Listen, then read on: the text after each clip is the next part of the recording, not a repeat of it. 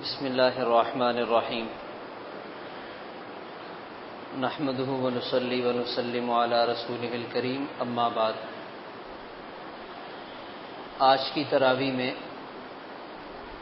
13ویں پارے کا دوسرا نصف اور 14ویں پارے کے 3 پاؤں کی تلاوت ہوئی ہے۔ اللہ تعالیٰ نے عقل مند لوگوں کی علامات کا تذکرہ کیا۔ عقل مند لوگ کون ہیں؟ عقل مند لوگوں کی نشانی یہ ہے کہ یہ اللہ تعالیٰ کے ساتھ کیے ہوئے وعدے کو پورا کرتے ہیں۔ الذین یوفون بعہد اللہ، اور یہ عقل مند لوگ اپنے رب سے ڈرنے والے ہیں۔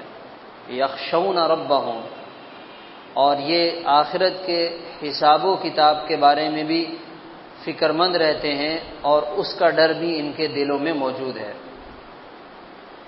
در حقیقت جب انسان کے دل میں اللہ تعالیٰ کا ڈر ہوتا ہے اور آخرت کا خوف ہوتا ہے تو پھر وہ اپنی زندگی غفلت کے ساتھ نہیں گزارتا، پھر وہ اپنی مرضی کے مطابق نہیں چلتا، وہ دیکھ بھال کر چلتا ہے کہ مجھے میرا رب دیکھ رہا ہے۔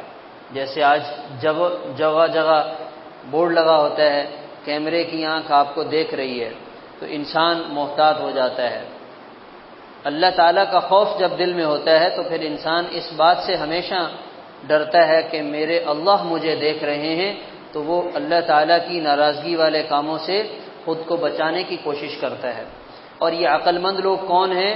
جو صبر سے کام لیتے ہیں، صبر سے۔ صبر ابتغاء وجہ ربہم، اچھا صبر کس لیے کرنے ہیں؟ تاکہ اللہ تعالیٰ راضی ہو جائیں۔ یہ جو اخلاص ہے، اللہ کی رضا کا جذبہ ہے، یہ ہر عبادت میں ہونا بہت ضروری ہے۔ جیسے انسان تراویح کی نماز پڑھ رہا ہے اور اس کے دل میں یہ خیال آ گیا، گھر والے کہیں کہ یار یہ تو ماشاءاللہ بڑا ہمت والا ہے، روزانہ 20 تراویح پڑھ کر آتا ہے، تو یہ جو دل میں جذبہ آیا کہ گھر والے یہ کہیں گے، تو اس کا مطلب یہ ہے کہ اس کے اخلاص میں کمی آ گئی۔ آدمی روزہ رکھتا ہے، دل میں یہ خیال آیا کہ میرے دفتر والے کہیں گے یار یہ کتنا زبردست نیک آدمی ہے، کام پہ بھی آتا ہے اور روزہ بھی رکھتا ہے۔ اب یہ دل میں خیال آ کے چلا گیا، شیطان نے اپنا کام کر لیا۔ تو اس لیے اللہ کی رضا کے جذبے کو پیش نظر رکھنا۔ اب جیسے ہم بیٹھے ہوئے اللہ کا پاک کلام، اس کی تفسیر سن رہے ہیں، تو ایک تو یہ ہے کہ بھائی لوگوں کو پتہ چل جائے اور لوگ کہیں کہ بھئی یہ تو ماشاءاللہ درس میں بھی بیٹھتے ہیں اور تفسیر بھی سنتے ہیں اور بڑا زبردست بیان ہوتا ہے، لوگ یہ کہیں۔ اور ایک یہ ہے کہ بھئی ہم تو اللہ کے لیے بیٹھیں تاکہ اللہ کا پیغام، اللہ کا کلام ہمیں سمجھ میں آ جائے، ہم اس پہ عمل کریں۔ تو صبر، اخلاص کے ساتھ نیک اعمال کرنا، اور یہ اخلاص کا ہونا ہر نیکی میں بہت ضروری ہے۔ اب تو ایسی بیماری آ گئی ہے، آدمی چاہتا ہے میری ہر نیکی کا لوگوں کو پتہ چل جائے۔ سب سے پہلے اپنے دوست سے کہتا ہے بھائی ذرا میری تصویر تو بناؤ اور یہ افطاری کی تصویر لگاؤ میرے اسٹیٹس پہ کہ آج میں نے جو ہے حرم شریف کے سامنے بیٹھ کے بیت اللہ کے دسترخوان پہ کیا کیا ہے؟ افطاری کی ہے۔ وہ لاکھوں روپے لگا کے وہاں گیا اور ایک تصویر کے پیچھے اپنی اتنی بڑی نیکی کو خطرے میں ڈال دیا۔ اپنے دوست سے کہتا ہے یار میری ویڈیو بناؤ، میں روضہ رسول پہ کھڑا ہوں اور دیکھو میں یہاں سلام پیش کر رہا ہوں، اور اس کو اپنی فیملی والے گروپ میں بھیج دو تاکہ پتہ تو چل جائے کہ میں رمضان میں یہاں ہوں، لوگوں کو پتہ ہی نہیں ہے کہ میں عمرے کے لیے آیا ہوں۔ تو جب یہ ویڈیو وہاں جائے گی تو اتنی بڑی مشقت اور اتنی محنت اور اتنا خرچہ کیا، وہ سب کس میں چلا گیا؟ خطرے میں چلا گیا۔ تو ابتغاء وجہ ربہم، یہ اللہ کی رضا کا جذبہ یہ بہت ضروری ہے، اور بار بار اس کا استحضار ضروری ہے۔ شیطان ایسا ظالم ہے، وہ ہر بندے کو اس کے حساب سے اخلاص کے معاملے میں مار دیتا ہے۔ اگر کوئی عالم ہے تو اس کو اس کے حساب سے اس پہ جال ڈالے گا، عام آدمی ہے اس کا اخلاص اس کے حساب سے خراب کرے گا، لیکن یہ کسی کا پیچھا چھوڑتا نہیں ہے۔ تو عقل مند لوگ اللہ کی رضا کے لیے نماز قائم کرتے ہیں، اللہ کے دیے ہوئے مال کو خرچ کرتے ہیں، وَيَدْرَؤُونَ بِالْحَسَنَةِ السَّيِّئَةِ، اور برائی کا بدلہ اچھائی کے ساتھ دیتے ہیں۔ یہ سمجھدار لوگ ہیں، عقل مند لوگ ہیں۔ برائی کا بدلہ کس کے ساتھ دیتے ہیں؟ اچھائی کے ساتھ۔ بھائی برائی کا بدلہ برائی کے ساتھ دینا یہ تو کوئی اچھی بات نہیں ہے، یہ تو کوئی اخلاق والی بات نہیں ہے، یہ تو کوئی کمال نہیں ہے۔ کمال تو یہ ہے کہ انسان برائی کا بدلہ کس کے ساتھ دے؟ اچھائی کے ساتھ دے۔ لیکن یہ بڑا مشکل ہوتا ہے، وہ جب کوئی ہمارے ساتھ برائی سے پیش آتا ہے تو شیطان خوب پیچھے سے زور لگا رہا ہوتا ہے کہ بھائی تو بھی اینٹ کا جواب کس سے دے؟ پتھر سے دے، تاکہ اس کو پتہ چل جائے کہ ہم بھی کسی سے کم نہیں ہیں۔ تو بھائی ہم تو سب سے کم ہیں، کسی سے کم نہیں، ہم کیا ہیں؟ ہم تو سب سے کم ہیں، یہ تو ہم سے بہت اچھے ہیں، پتہ نہیں اللہ کے ہاں ان کا کیا درجہ اور مقام ہوگا، تو ہمیں کیا ضرورت ہے ان کے ساتھ لڑائی جھگڑا کرنے کی۔ تو سمجھدار لوگ ایسے موقعوں کی نیکی کو ضائع نہیں کرتے۔ ایک دفعہ ابراہیم بن ادھم رحمۃ اللہ علیہ غالباً جا رہے تھے، تو راستے میں کسی پولیس والے نے ان سے پوچھا کہ آبادی کدھر ہے؟ تو انہوں نے کہا آبادی اس طرف ہے، قبرستان کی طرف اشارہ کیا۔ تو اس نے کہا بابا جی میرے ساتھ مذاق کرتے ہو؟ اس کے ہاتھ میں کوئی کوڑا بوڑا تھا، وہ اس نے مار دیا، تو اس سے زخم بھی آیا، خون بھی بہنے لگا۔ تو انہوں نے اس کو بدلے میں دعائیں دی۔ جب بستی میں پہنچے تو لوگ آئے آگے، سلام کرنے لگے، مصافحہ کرنے لگے، تو سمجھ گیا کہ یہ کوئی بزرگ ہیں، میں نے تو ان کی بے ادبی کر دی ہے، تو معافی مانگنے لگا۔ تو انہوں نے کہا بھائی ہم نے تو اسی وقت میں معاف کر دیا تھا، تم کیوں پریشان ہوتے ہو؟ اس نے پھر حیران ہو کر پوچھا کہ میں نے آپ کو مارا تھا اور آپ نے مجھے بدلے میں دعائیں دی ہیں، تو یہ کوئی بات سمجھ میں نہیں آ رہی ہے۔ وہ کہنے لگے کہ بھائی تم نے مجھے جو تکلیف پہنچائی اس پر میں نے صبر کیا، اللہ کی طرف سے مجھے اس پر آخرت میں اجر ملنا تھا، تو میں نہیں چاہ رہا تھا کہ میرا وہ اجر ضائع ہو جائے، میں نے اپنے اس اجر کو محفوظ رکھنے کے لیے تمہیں دعائیں دی ہیں۔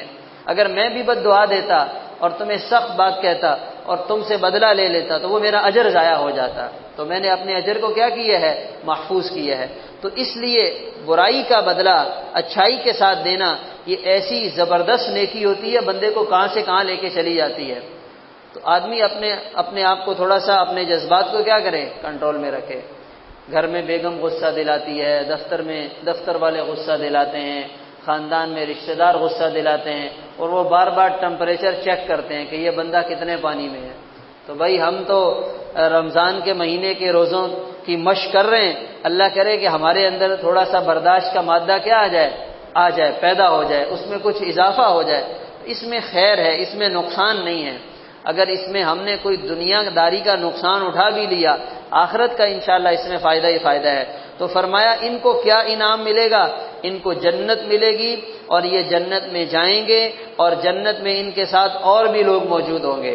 وہ کون لوگ ہوں گے؟ ان کے آباء و اجداد، ان کے اہل خانہ، ان کی اولادیں، ان کی نسلیں، مگر اس کے لیے ضروری کیا ہے؟ ومن صلح، جو نیک ہوں گے، ایمان والے ہوں گے۔ نیکی، ایمان اور تقوی یہ ایسی زبردست نعمت ہے کہ یہ جنت میں پورے خاندان کو، پورے گھرانے کو ہمیشہ کے لیے جمع کر دے گی۔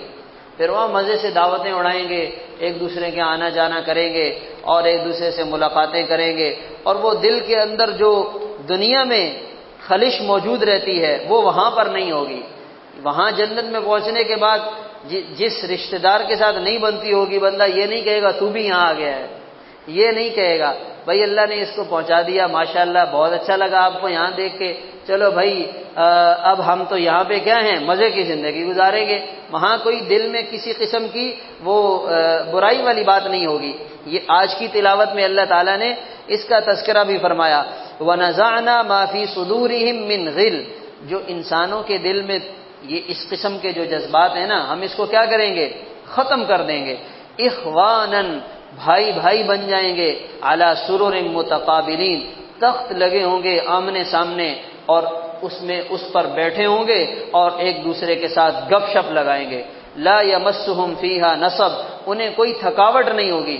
آج بندہ جاتا ہے صبح سویرے، نیند بھی آ رہی ہے، روزہ بھی رکھا ہوا ہے، اور دفتر بھی جانا ہے، 9 بجے پہنچنا ہے، اور نہ چاہتے ہوئے بھی آدمی کیا کرتا ہے؟ چلا جاتا ہے، اور واپسی بھی بڑا نڈھال ہو کر، تھکا ہوا اور بہت ٹینشن کے ساتھ آ رہا ہوتا ہے۔ ابھی جب گھر پہنچوں گا تو بیگم نے کہنا ہے کہ پکوڑوں کا سامان لے کر آؤ۔ تو یہ جنت میں یہ سارے سلسلے ختم ہو جائیں گے، وہاں کوئی تھکاوٹ نہیں ہوگی، آدمی کھائے گا، پیے گا، مزے کرے گا، اور وما ہم منہا بمخرجین، اچھا یہاں تو کھانے پینے کے لیے بوفا سسٹم لگتا ہے، 2 گھنٹے کا ٹائم ملتا ہے، اس کے بعد وہ جو گارڈ کھڑے ہوتے ہیں وہ آ کے سلام کرتے ہیں، اس کا مطلب یہ ہوتا ہے صاحب آپ کا ٹائم کیا ہو گیا ہے، پورا ہو گیا، آپ جا سکتے ہیں۔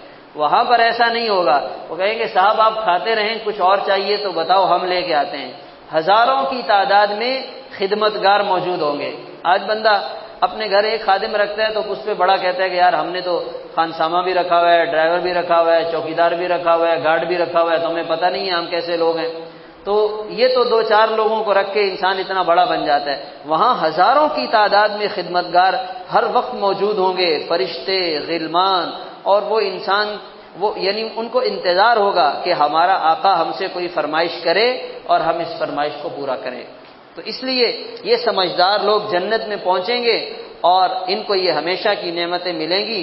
اس کی تیاری کے لیے اللہ تعالیٰ نے رمضان جیسا خوبصورت مہینہ ہمیں دیا ہے۔ عجیب بات یہ ہے کہ یہ انسان اس رمضان کے خوبصورت مہینے کو بھی کہاں لگا رہا ہے؟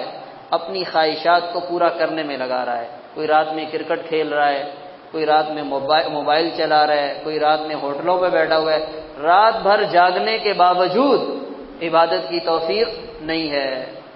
اور آخری عشرہ اور 10 روزہ تراویح کے بعد تو پھر تو سیزن ہے بھائی، پھر تو مارکیٹ ہے، ہم تو کاروباری لوگ ہیں، ہمارا تو یہ سیزن ہوتا ہے، ہم نے تو اس میں کمائی کرنی ہے، اور وہ جو کمائی آئے گی وہ کہاں لگے گی؟ خواہشات پر لگے گی۔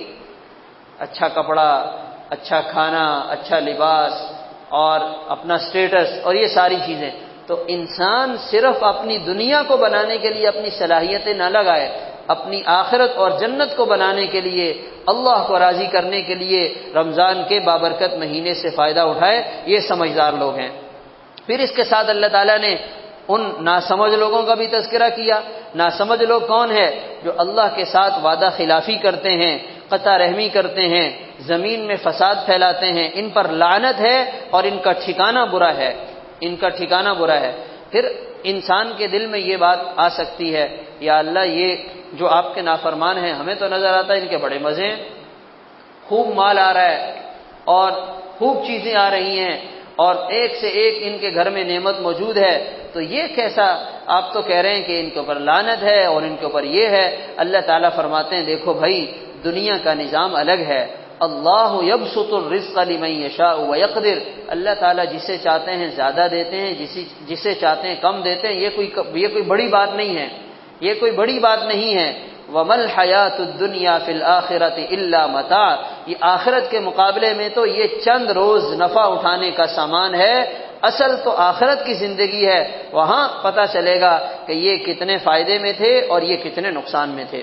اس کے ساتھ اللہ تعالیٰ نے انبیاء علیہم الصلاۃ والسلام کا تذکرہ کیا اور فرمایا وَلَقَدْ أَرْسَلْنَا رُسُلًا مِّن قَبْلِكَ وَجَعَلْنَا لَهُمْ أَزْوَاجًا وَذُرِّيَّةً، ہم نے آپ سے پہلے انبیاء کو بھیجا، ان انبیاء کی بیویاں بھی تھیں اور ان کی اولاد بھی تھی۔ وَجَعَلْنَا لَهُمْ أَزْوَاجًا وَذُرِّيَّةً، وہ صاحب اولاد بھی تھے، صاحب ازواج بھی تھے، ہم نے ان کو بیویوں والا، اولاد والا بنایا، اور وہ اس دنیا کی زندگی میں ان تمام مراحل سے گزرے ہیں اور انہوں نے ان ناگواریوں کو دیکھا ہے، انہیں برداشت کیا ہے، ان پر صبر کیا ہے، اور یہ تو اس دنیا کی زندگی کا حصہ ہے۔ تو ظاہر ہے انبیاء نے بھی اپنی زندگی میں اپنی اولاد کی طرف سے ناگواریاں دیکھی ہوں گی، اپنے گھر والوں کی طرف سے ناگواریوں کو برداشت کیا ہوگا۔ تو اس لیے اگر آج ہمیں اپنی اولاد کی طرف سے اس قسم کی کوئی آزمائش دیکھنی پڑ جائے تو دل برداشتہ ہونے کی ضرورت نہیں ہے، کوئی بات نہیں ہے، اللہ تعالیٰ اور دیں گے، اللہ تعالیٰ خیر کریں گے۔ بچے نقصان کر دیتے ہیں، پریشان کر دیتے ہیں، بچوں کے خرچے ہوتے ہیں، انسان ٹینشن میں آ جاتا ہے۔ تو بھائی اگر ٹینشن میں آئیں گے تو مسئلہ حل نہیں ہوگا۔ ہم پر بھی تو کسی نے مال خرچ کیا ہے، ہمیں بھی تو کسی نے یہاں تک پہنچایا ہے، تو اگر وہ بھی ہماری طرح ٹینشن لے کے پیچھے ہٹ جاتے تو پھر ہمارا کیا بنتا؟ آج اللہ تعالیٰ نے ہمیں اس پوزیشن پر لایا کہ ہماری اولاد اور ہمارے گھر والے ہیں، ہمیں ان کی ناگواریوں کو دیکھ کر دل چھوٹا کرنے کی ضرورت نہیں ہے، ہم حوصلے سے، ہمت سے کام لیں، اور اس کے ذریعے بھی انسان کے بہت سے گناہ معاف ہو جاتے ہیں۔ جس آدمی کے گھر میں راشن نہ ہو اور اس کو رات کو نیند نہ آئے اس وجہ سے کہ گھر میں راشن نہیں ہے، اس پر اللہ تعالیٰ اس کے گناہوں کو معاف کر دیتے ہیں، اس پر اس کے گناہوں کی بخشش ہو جاتی ہے۔ تو ٹینشن تو ہوتی ہے کہ بھائی کل کے لیے کیا بنے گا، آنے والے مہینے کا کرایہ کیسے پورا کرنا ہے، تو اس کے لیے مرد کوشش کر رہا ہوتا ہے، اس کوشش کے اندر اللہ تعالیٰ اس کے گناہوں کو بخش رہے ہوتے ہیں۔ تو یہ جو ناگواریاں ہیں، یہ در حقیقت ہمارے بہت سے گناہوں کا کفارہ بن جاتی ہیں، اور اللہ تعالیٰ ان چیزوں کے ذریعے اپنے بندوں کی تربیت بھی فرماتے ہیں۔ ہم جو ہے وہ اس کو وہ کر لیتے ہیں، ناراض ہو جاتے ہیں، اور ہم اس کی وجہ سے پریشان ہو جاتے ہیں، تو انسان کو پریشان نہیں ہونا چاہیے۔ اس کے ساتھ سورۃ ابراہیم ہے، اور حضرت ابراہیم علیہ السلام کا تذکرہ ہے۔ حضرت ابراہیم علیہ السلام انہوں نے بیت اللہ کی تعمیر کی اور اللہ تعالیٰ سے دعا مانگی، رب اجعل ھذا البلد آمنا، یا اللہ اس شہر کو امن والا بنا دے، اس شہر کو کیا امن والا بنا دے۔ یہ امن کا ہونا اللہ کی بہت بڑی نعمت ہے۔ اگر امن نہ ہونا، انسان کسی بھی کام کا نہیں رہتا، نہ دین کا نہ دنیا کا، نہ گھر کا نہ باہر کا، امن ہی نہیں ہے۔ کیا پتا کسی وقت کہیں سے بم آ کے گرے، کہیں سے کوئی آ جائے ڈاکو اور لوٹ مار کر لے جائے۔ امن اللہ کا بہت بڑا انعام ہے، اس لیے حضرت ابراہیم علیہ السلام نے اللہ تعالیٰ سے سب سے پہلے یہ اتنی بڑی دعا مانگی، رب اجعل ھذا البلد آمنا، امن کا ہونا۔ اسی طرح یہ بھی اللہ کی نعمت ہے، کسی علاقے میں حکومت اور بادشاہ کا ہونا، یہ بھی اللہ کی نعمت ہے، چاہے وہ بادشاہ جیسے تیسے بھی ہو، جتنا بھی گیا گزرا ہو، لیکن بادشاہ کا ہونا ایک اللہ کا انعام ہے۔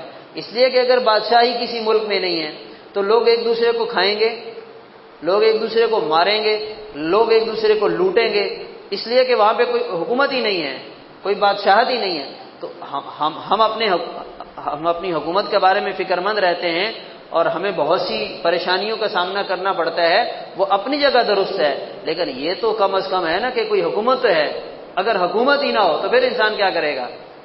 کم از کم اتنا تو ہے نا کہ پاکستان ہے، حکومت پاکستان ہے، پاکستان کی کرنسی ہے، پاکستان کا شناختی کارڈ ہے۔ جن کے پاس یہی نہیں ہے ان سے جا کر پوچھو، کوئی نیشنلٹی نہیں ہے، دوسرے ملک سے آئے پاکستان میں، 60 سال یہاں گزارے، انہوں نے کہا نہ تم ہمارے ہو، پچھلوں نے کہا تم یہاں سے تو 60 سال پہلے ہی چلے گئے تھے، تو بندہ کیا کرے گا؟ تو امن کا ہونا، حکومت کا ہونا اور بادشاہ کا ہونا، یہ سب اللہ کی نعمتیں ہیں۔ اور اس کے ساتھ ساتھ ابراہیم علیہ السلام نے دعا مانگی، یا اللہ میری اولاد کو کس سے بچانا؟ بت پرستی سے، ان نعبد الاصنام۔ یعنی سوچنے کی بات یہ ہے کہ نبی کی اولاد کیسے بت پرستی کر سکتی ہے؟ نبی کی اولاد کیسے بت پرستی کر سکتی ہے؟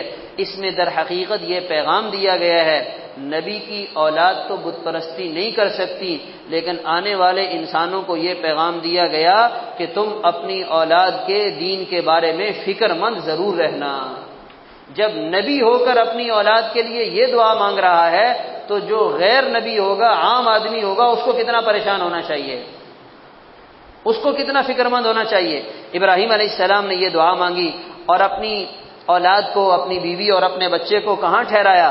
بواد غیر ذی زرع، مکہ مکرمہ کی ویران وادی میں، انسان بھی نہیں ہے، زندگی کے کوئی آثار بھی نہیں ہیں، اللہ تعالیٰ کے حکم پر اس ویران وادی میں چھوڑ کر جا رہے ہیں۔ گھر والی نے پوچھا یہ آپ ہمیں کیوں چھوڑ کے جا رہے ہیں؟ اللہ کی طرف سے حکم تھا کہ بات نہیں کرنی۔ گھر والی نے کہا اللہ کے حکم کی وجہ سے چھوڑ کے جا رہے ہیں، اشارے سے بتلا دیا جی ہاں۔ تو گھر والی نے کہا اگر اللہ کا حکم پورا کرنے کے لیے آپ ہمیں چھوڑ کے جا رہے ہیں تو اللہ تعالیٰ ہمیں ضائع نہیں کریں گے۔ آج کا مسلمان سمجھتا ہے اگر ہم اپنے کاروبار میں اللہ کے حکم کو پورا کریں گے تو کاروبار کیسے ہوگا، کاروبار کیسے چلے گا؟ اس کے لیے تو جھوٹ بولنا پڑتا ہے، اس کے لیے تو غلط بیانی کرنی پڑتی ہے۔ تو یہ ہمارے یقین کی کمزوری ہے۔ اللہ کا حکم انسان پورا کرے اور اللہ تعالیٰ اسے ویسے ہی چھوڑ دیں، یہ کیسے ہو سکتا ہے؟ تو انسان کے یقین کی کمی کی وجہ سے آج آدمی اپنے کاروبار میں اللہ کے حکموں کو نظر انداز کر دیتا ہے۔ تو انہوں نے اللہ کے حکم کو پورا کیا۔ حضرت ابراہیم علیہ السلام جب جانے لگے اور پہاڑ سے آگے بڑھے تو وہاں پھر حضرت ابراہیم علیہ السلام نے دعا مانگی، یا اللہ میں اپنی اولاد کو یہاں چھوڑ کے جا رہا ہوں، یا اللہ میں یہ چاہتا ہوں میری اولاد نماز کو قائم کرنے والی بن جائے، یا اللہ میری اولاد آپ کی اطاعت اور فرما برداری کرنے والی بن جائے، آپ کی بندگی پر آ جائے۔ آج کا مسلمان سمجھتا ہے کہ میں اپنی اولاد کو دین پر چلاؤں گا تو اس کا مستقبل کیسے بنے گا، اس کے مستقبل کا کیا ہوگا، یعنی دین پر چلنے میں مستقبل خطرے میں پڑ جائے گا اور دین سے ہٹنے میں مستقبل محفوظ ہو جائے گا۔ یہ آج ہماری سوچ ہے۔ تو ہمیں یاد رکھنا چاہیے حضرت ابراہیم علیہ السلام ابھی وہاں نہ کھانے کا انتظام ہے، نہ پینے کا انتظام ہے، نہ زندہ رہنے کی کوئی صورت ہے، مگر دعا کیا مانگ رہے ہیں؟ یا اللہ ان کو نمازی بنا دیں۔ یہ نہیں کہہ رہے کہ یا اللہ ان کو پہلے کھانا دے دیں، یا اللہ ان کو پہلے پانی دے دیں، یا اللہ ان کے لیے پہلے چشمہ نکال دیں، اس لیے کہ اس کا تو اللہ تعالیٰ پر بھروسہ اور یقین ہے کہ وہ رب یہ چیزیں ضرور دیں گے۔ جو اصل چیز اور جو اصل کام کرنے کا ہے وہ کیا ہے کہ اولاد اللہ کی فرما بردار بن جائے۔ اگر دنیا کی نعمتوں کی فراوانی کر دی اور ایک سے ایک نعمت اپنی اولاد کے لیے جمع کر دی اور وہ اولاد اللہ کی نہ بنی تو خسارے میں ہے۔ اگر اس اولاد کو اللہ کے سامنے جھکنا نہ سکھایا، انگلینڈ بھیج دیا اور برطانیہ بھیج دیا اور فلاں جگہ اس کو سیٹ کر دیا اور اس کو اللہ کا نہ بنایا، اس کے ساتھ بہت بڑا ظلم کیا۔ ایک ڈاکٹر صاحب کہنے لگے میں نے باہر پڑھا، ڈگریاں لی، میرے والد کا جنازہ تھا، مجھے دعا ہی پڑھنا نہیں آتی تھی۔ میں کیا پڑھتا، میرے والد نے مجھے پڑھایا ہی نہیں، میں تو ڈگریوں کے چکر میں بڑھا رہا۔ تو اگر اپنی اولاد کا مستقبل ہم محفوظ کرنا چاہتے ہیں، بنانا چاہتے ہیں، تو یہ ابراہیم علیہ السلام کا واقعہ قرآن پاک میں ہے کہ اپنی اولاد کو اللہ کا فرما بردار بنا دیں اور ان کو اس پر چلائیں اور وہ اللہ کی مان کر چلیں گے تو یہ دنیا کے چھوٹے موٹے کام اللہ تعالیٰ ان کے ویسے ہی بنا دیں گے اور کبھی اس معاملے میں وہ نقصان نہیں اٹھائیں گے اور کبھی مار نہیں کھائیں گے۔ اس کے ساتھ سورۃ النحل ہے، سورۃ النحل میں اللہ تعالیٰ نے شہد کی مکھی کا تذکرہ کیا۔ اتنا زبردست نظام ہے شہد کا اور شہد کی مکھی کا، ان کی ایک ملکہ ہے، ان کی ایک پوری فوج چلتی ہے اور وہ پتہ نہیں کہاں کہاں سے پھلوں کا رس نکال کر اپنے چھوٹے سے جسم میں جمع کرتی ہیں، پھر وہ اپنے چھتے میں لا کے اس کو ذخیرہ کرتی ہیں، پھر وہ ایک ٹائم کے بعد خوبصورت شہد تیار ہو جاتا ہے۔ یخرج من بطونها شراب مختلف الوان، مختلف رنگ کا شہد وہاں سے نکلتا ہے۔ شفاء للناس، اس میں لوگوں کے لیے شفا ہے۔ ان فی ذلک لآیۃ لقوم یتفکرون، اس میں لوگوں کے لیے بڑی نشانیاں ہیں جو لوگ غور و فکر کرنے والے ہیں۔